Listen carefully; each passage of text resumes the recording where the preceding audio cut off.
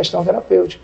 É comum pacientes que chegam com parafunção, aqueles pacientes que apertam muito os dentes, que arranjam os dentes, reclamarem de que passei a noite apertando os dentes, de manhã estava me vendo de dor de cabeça. A toxina botulínica chegou com muita força na odontologia para procedimentos principalmente terapêuticos, para esse controle dessas parafunções. E depois, com a evolução da odontologia estética, ela veio com mais força ainda. Então hoje o dentista intervém em todas essas áreas.